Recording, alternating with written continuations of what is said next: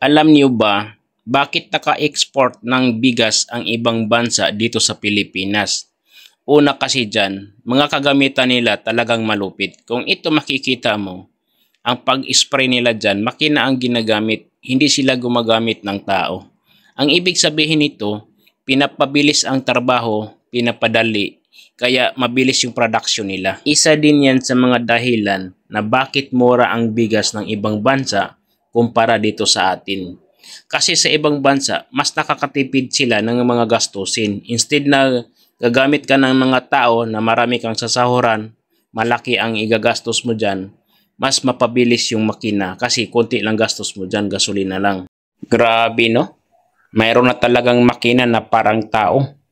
Biruin mo, kusang magtatanim na yan, yung makina na yan. Ito dapat ang kailangan ng mga farmers. Kung lahat ng mga farmers ay meron silang ganito, sigurado ako, mas mura ang bigas talaga. Kaya pala mga idol, sobrang ganda ang kanilang palay. Ganito pala ang ginagawa. Nung pausbong na yung palay nila mga idol, pinuputo nila yung talbos nito. Ayan o, kasi nagsasagaba lang ito doon sa pagtubo ng palay. At saka yung nutrisyon ng palay ay napunta doon sa talbos.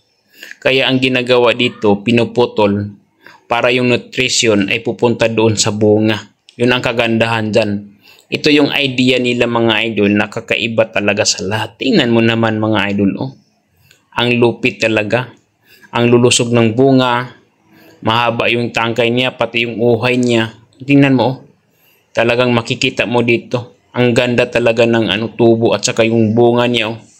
Talagang swerte ka talaga dito sa pag-harvest na ito mga idol. Ganito ang ginagawa nila. Grabe talaga yung ibang bansa, no? Biruin mo yung kanal na hindi na mapakinabangan, pero nagawa nila ng paraan. Yung tubig na yan ay inalagaan nila ng tilapia at bangos. Tapos yung sa taas naman, tinataniman ng ampalaya. Ang lupit yung diskarte. Dito sa atin yan, nako. Siguro napuno ng basura yan. Ang tindi nga yung idea nila, oh.